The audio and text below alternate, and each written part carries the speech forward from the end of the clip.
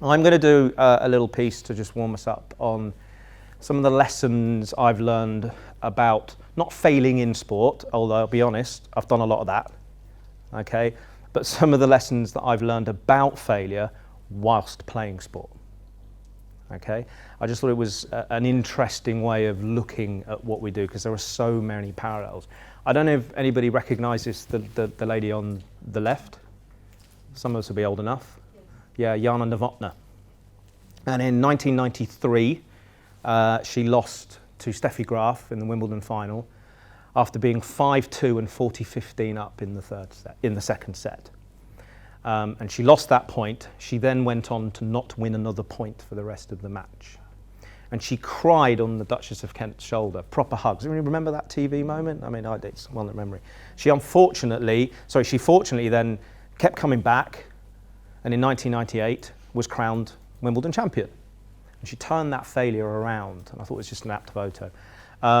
Unfortunately, at the age of 49, she lost the battle that she couldn't win with cancer, and passed away at a ridiculously young age.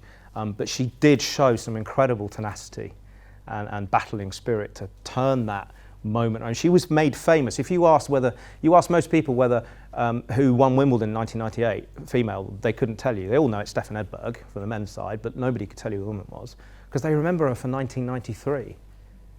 They remember her for the failing. And that's maybe the first kind of micro message, is failure can be a positioning point for you. It can be a good thing, all right? Gerald Ratner, anyone? Okay.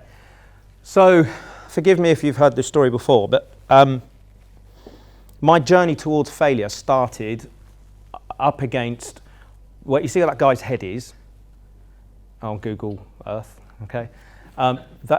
Where that railing was used to be a wall, and it was the wall that was next to this place here, which is number 9 Albury Walk. And number 9 Albury Walk is the front entrance to Camden Hill Lawn Tennis Club. Okay, and my life of failure started trying to play tennis against the wall that used to be there and has now been placed by multi-billion pounds worth of houses and an iron fence. Okay, and I would go out every day, every waking moment, and hit tennis balls against that wall. And I'd stand there as I started really late, sort of 11 or 12-year-old child, and I'd grab a ball and I'd have my racket, pink, couldn't afford anything else. Actually, to be honest, I probably nicked it. That first one, yeah. And I take a ball, which was definitely nicked, because Slazenger tennis balls are really expensive. Okay. And I'd hit the ball against the wall, and I'd be really excited, and go 1, 2, and then I'd miss. And the harder I tried to hit the ball against the wall, guess what happened? I'd miss more, because the ball come back even faster. I broke a lot of windows in the cars behind me, and I would literally wait for cars to stop and play against the walls across the street. So the wall's about where you're sitting, Steve. Okay, play like that. And I then met a guy called Peter Hennessy Smith, who was the head tennis coach at Camden Hill Lawn Tennis Club. And he used to drive up in the mornings. My mum used to rent the space in front of the garage to him to park his car, because parking in the middle of Kensington was ridiculously expensive. And he'd park his car, he'd wander up, he'd see me there already trying to play, and he'd set me little challenges. And he'd say to me, right, Ash, why don't you try doing, 25 forehand volleys, see if you can get that done by the end of the day, or 50 backhands, or do a serve and volley 3 times, serve, volley, and then one shot 3 times in a row, okay, whilst dodging the Mercedes. And he'd set me these challenges, and off I'd go, and I'd practice, and I'd practice, and I'd practice. And he'd come back in the evening, okay, so we'd done his 10, 11 hours on court. He worked really hard. He'd had a couple of beers in the bar. It was the 80s, going back to a car. It was fine, but it wasn't fine. It was just acceptable. It wasn't acceptable. It was just, And hello, Andrea. Hello, sorry. That's okay. I've got some food for you over there if you want it. Oh, bless you. That's all right. Sorry. And there's a chair there, or there. That's fine, cool. And he would, what was I talking about? Acceptable in the 80s, that was it. So he would come down and he'd say to me, right, so how have you got on? How have you got on? So I'd be really excited, and I'd grab my racket, and I'd go, all right, Pete, watch. And he might have said, do 50. So I'd go, 1, 2, 3, 4, and I get a 35 miss. I go, Pete, 35. And he'd look at me and go, yeah, but it's not 50, is it? Okay? And that was my kind of introduction to goal setting, to not meeting targets, because every time I got to a target, what would he do? He'd raise the bar. And even if I got 50, I know what his words would be. Yeah, 50's all right. Bet you can't do 70. And this would happen over and over and over and over again. And I tell you this story because I believe, and this is not to dismiss anybody that doesn't have a background in any kind of sport, whether it's professional or not, but playing sport, I believe, has given me a resilience, a persistence, an attitude towards practice that I think some people who haven't done sport don't have. And when I say sport, I would also include things like playing music to a high level or being an artist. Anything where you've had to put in those 10,000 hours. There are at least 2 people in this room who ride a horse. Agreed? Or have ridden a horse. I bet you've fallen off a couple of times. Once or thrice. Okay? Right. Anybody play music? You are allowed to put your hands up, it's fine. Okay. I'm not preconditioning you to buy anything. You can put your hand up with complete freedom. It's okay. Okay. Artists? Yeah, for every good painter. Who's a photographer in the room? For every good photo you've taken, how many bad ones have you taken? Yeah. Okay, it's the same principle. Okay. And I think it's given me, I don't know about an edge, but it's given me something that I feel I can call back on. The first thing that I've learned when I was putting this together, I was sort of trying to think, I did the whole mind map and had a little think about it, is that, and Kay made sure, she said to me, you need to really contextualize this, is that you don't have to be, things don't have to be beautiful in order to be effective. Ugly can be effective. Apart from Steve Smith, none of these guys are actually visually ugly. Okay? But let me tell you about John McEnroe. 155 ATP titles, 7 Grand Slams, 8 year-end titles, 3 Masters titles, 5 World Championship titles, and he had a win percentage of 81.55%. So that means he won 81.55% of the matches that he played. You would never teach anybody how to hit a tennis ball like John McEnroe. It's left-handed day today as well, isn't it? It's quite interesting. There you go. I didn't know that, but it works. Who's a lefty? Wow, so that's a big proportion. It's a lot of talent. Okay. Let's talk about Steve Smith, my one outlier. Best in the world, 2015, 16, 17, okay, according to Wisden. International Cricket Council. He hasn't scored any runs today. Well, that's good. Well, he's not likely to. So he was the ICC Cricketer of the Year. He's been the ICC Player of the Year twice. He's got the second best batting average of all time. Okay? You would never teach a child how to bat like Steve Smith. If you wanted a picture of good batting, you would not say, swing the thing like that. Ever. All right? You might use Joe Denley. Pretty batsman. Can't score. Not at test level, anyway. Paula Radcliffe. Ever seen her run? Yes. You would not teach that, would you? Okay. You would not teach that. Because if you teach someone to run, what do you tell them to do with their head? Keep it still. Okay? 3 London marathons, 3 New York marathons, winners, obviously. Fastest female marathon runner ever, still. Okay? World Championship. She's got Commonwealth medals. She's done 4 Olympic goals. I need to scroll down. No. She's got an MBE. She was inducted to the Hall of Fame, BBC Sports Personality of the Year, International Athletics, whatever it's called, Athlete of the Year. Has a lot of accolades. Okay? And it's ugly. And the last one is, anybody know who that is? I have to get him. Jim Furyk. Okay? He was voted by his fellow pros as having the worst, actually the thing was the ugliest golf swing in professional golf. Okay, 26 PGA Tour wins, US Open winner, PGA Player of the Year. He also scored, and it still exists, the record of 58, which is the lowest score in history. Okay, 58. And he was world number 1. and he was in the top 10 for 440 consecutive weeks. 440 weeks, about 8 years. Top 10, okay? You would never teach those techniques to children or model them. And what we perceive to be, my segue with this is, what are you doing in your business that you are trying to get perfect, Robin? Okay? Ugly works.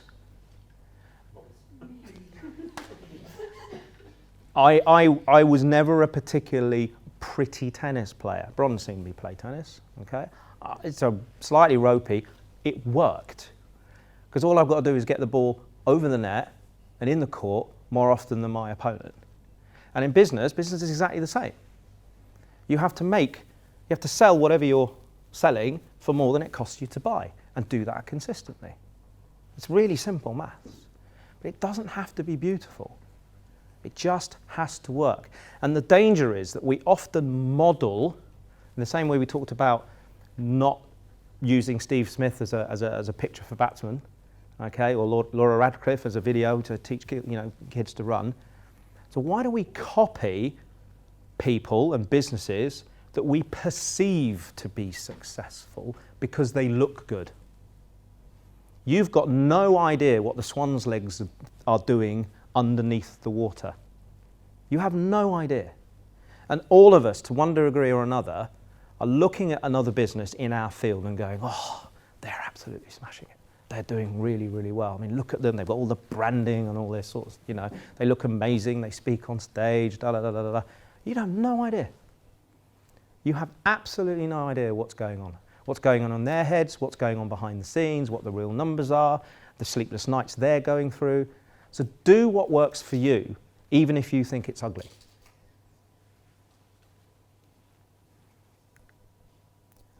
Those of you not met me before, I get a bit ranty, sorry. Second thing is, fail fast. And I know this is a little bit weird, but because perfection gets in the way of us doing things, an application, and it therefore gets in the way of learning. So the faster you fail, the more opportunities you have to learn and improve yourself.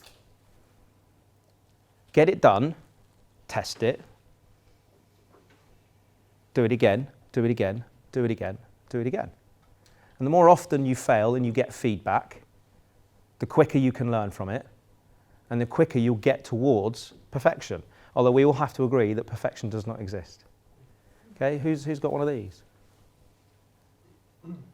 Yeah. Can anybody, this is an iPhone 8 Plus, I think, but can anybody imagine this being better? Some of you probably got the iPhone 10 in your hands, okay? It's great battery, lasts me all day and a half, this. But can anybody imagine, it's hard. But 5 years ago, 6 years ago, could you even imagine this existing?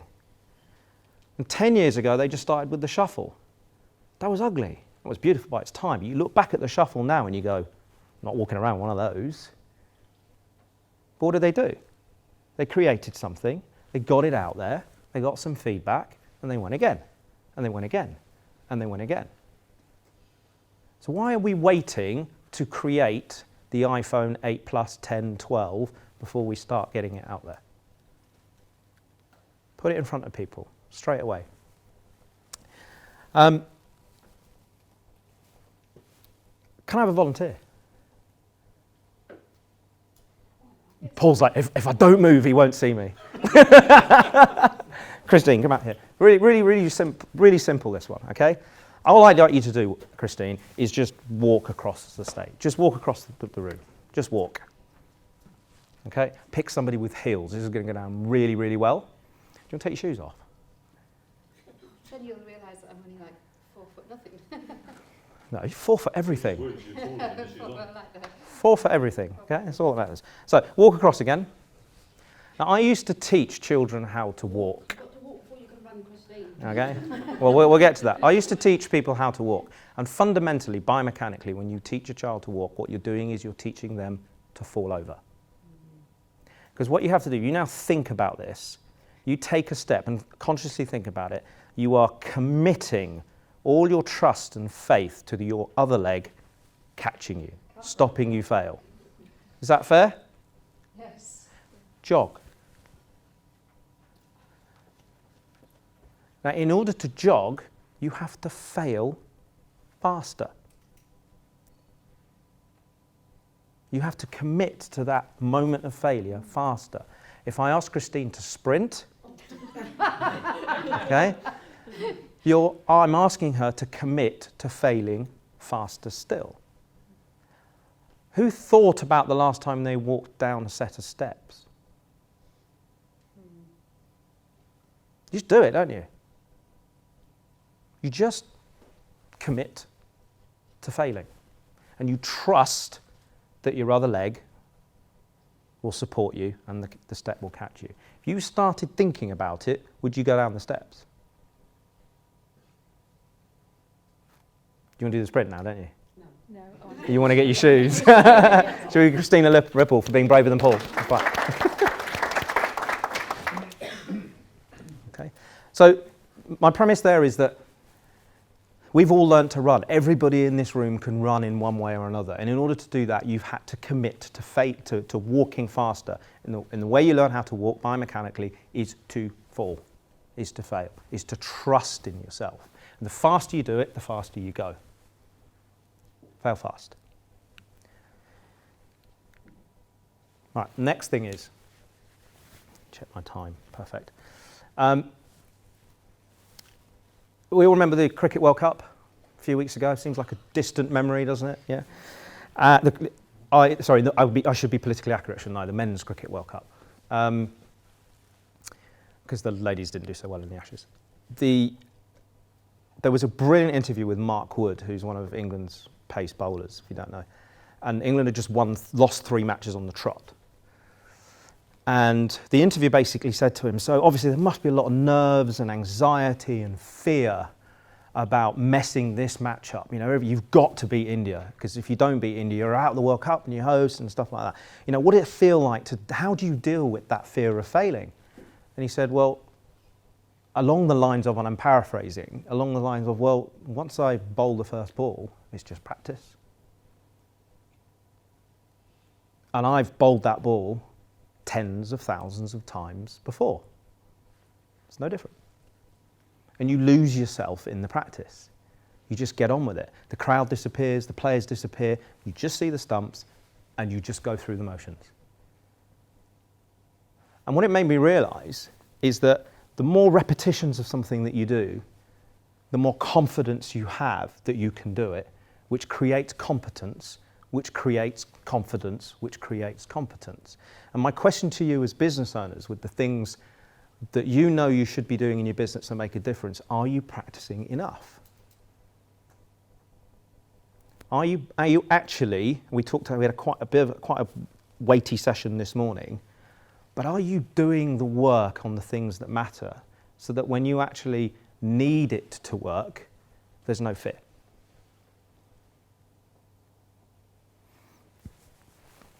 And the trouble is that the only things we as humans are ever afraid of is the unknown. And what practice does is it makes the unknown known.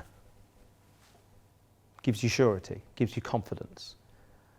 And I used to get it's really important that you practice the right things, because I used to get fed up of players who would just practice drills all day and never play any matches, never practice being in matches. And coaches, tennis coaches, right, who would leave the serve until the last 10 minutes of the hour. If any of you have got children and you take your children to a tennis lesson and they do serving at the end of the lesson, go somewhere else. It's the single most important shot in the game. Why do you leave it till last? And then we wonder why players double fault under pressure. Okay, if I was Gareth Southgate, old joke, I'd start every session with penalties. Because it matters. I think more than anything else. Strikers do a lot of running around. Teach them how to shoot. Because that's the bit that gets you goals. Over half the shots you hit in golf, Robin, are putts. Most people go straight to the range.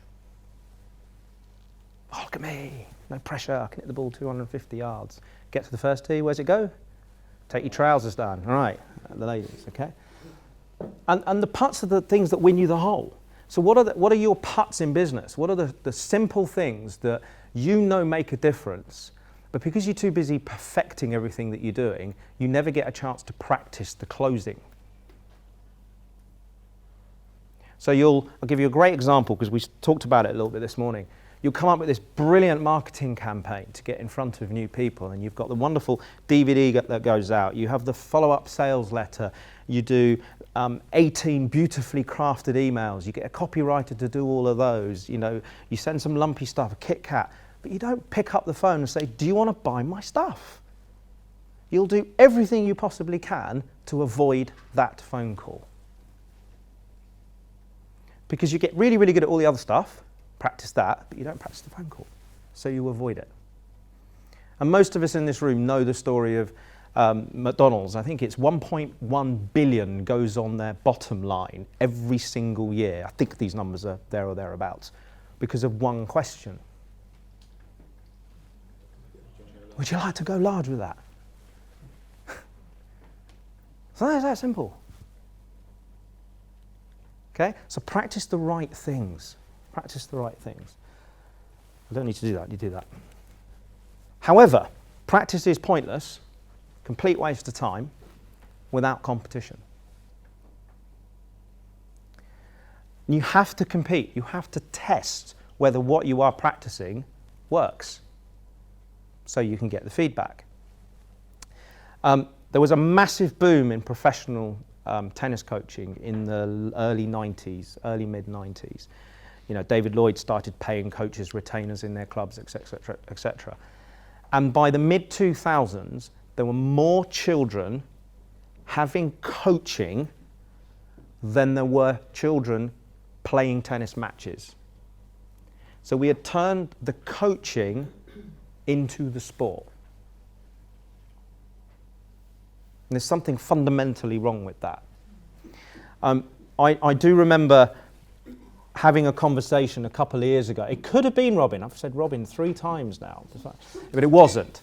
Okay, I remember I had a conversation with a guy I met through networking. We got chatting, and invariably, as it is me, we end up talking about sport. We ended up talking about playing golf. And he said, "Oh yeah, I play golf. Oh, brilliant. How often do you play?" "Oh, 2, sometimes 3 times a week. Really enjoy it. I'm loving it. Actually hitting my irons really, really well at the moment." "Oh, fantastic. Do you know what? Why don't we have a one-to-one? We'll go and play 9 holes of golf. And we'll do that. Oh, that'd be really good fun." "Oh, I've never played on a course. I only go to the range." He's turned the range into the sport. So how does he know if he's any good until he actually puts it out onto the grass and has to score? And whether that practice that he's put in is going to be effective or not. Kay sings in the Amersham Community Choir, and for the first 5 months, I think it was, might have been 4 months. So how's your singing going? "Well, I'm enjoying it. Wednesday nights, I'm really enjoying it." She goes up there for 2 hours, tea and biscuits at half time, not oranges, and they sing, and it's all really lovely. And she said, and I said to her, I remember saying to her, "What's the issue?" And she says, "Well, until I've done the concert, I can't really call myself a singer, can I? I haven't actually sung until I've tried that in front of people." And when I did a speaker training course, it's where I met Ron actually, Speaker Express in, Christine, you've been, haven't you, in London.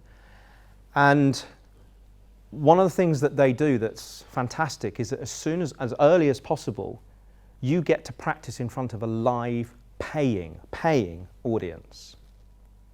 Because you can do all the teaching sessions and all the training sessions that you like, but until you actually get up there and feel it for real, you're not a speaker. You're just practicing speaking. Okay? So it's really important that you find out what works through practice, through building something. Get it out there and test it. And if it doesn't work, it fails, great. Learn from it. Chuck something else out there. If it does work, how can you make it better? Chuck out an improved version. But if you're only ever talking about those ideas, they have no value until somebody actually gives you some money for them.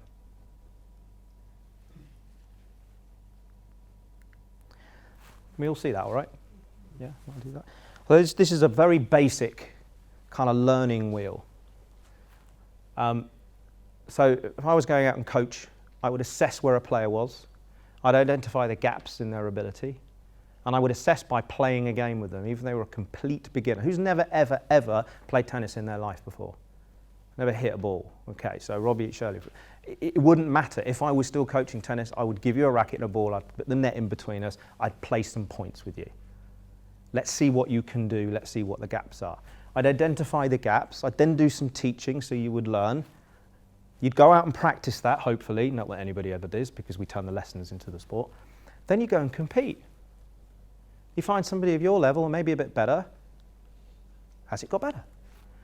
And then you come back for another assessment, have you improved? And so the cycle continues.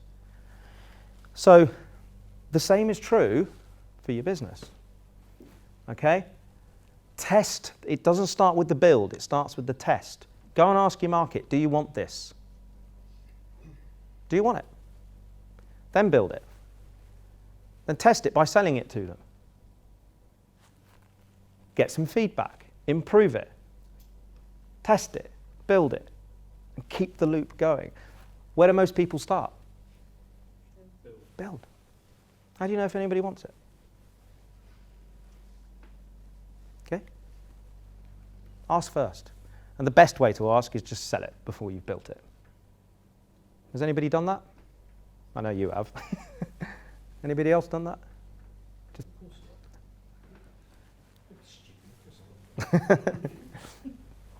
and the trouble is you don't know how it will perform until it performs.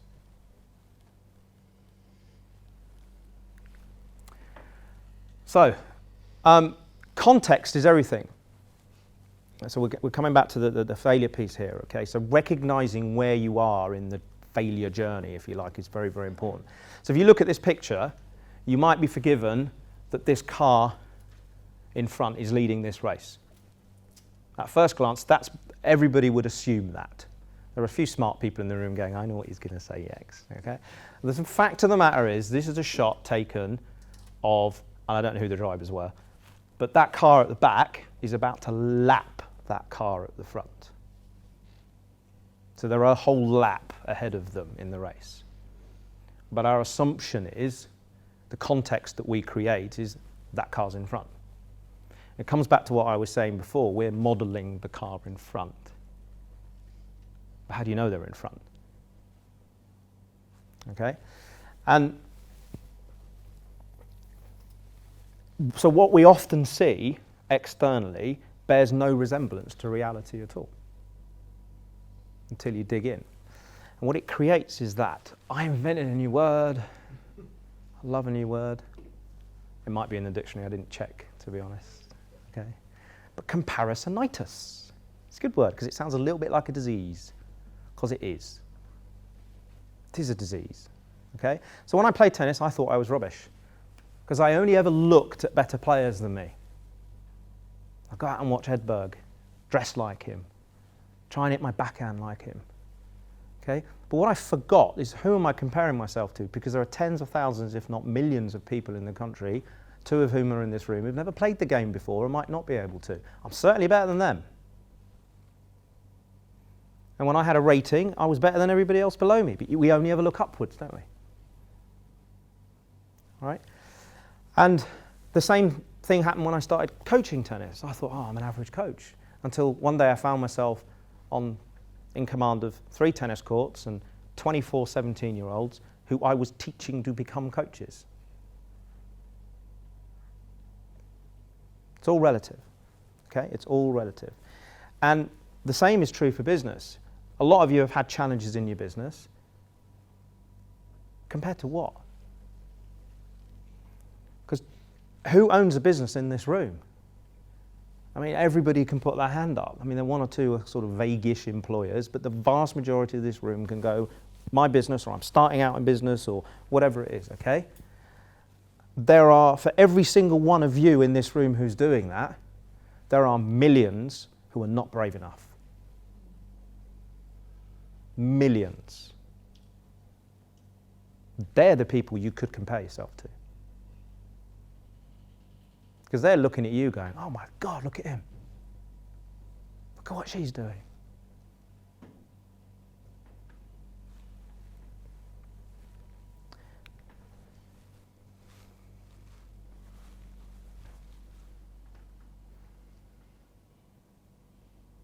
I just really liked that. I thought it summed that bit up quite well. Okay? So, quick recap. Perfection's overrated.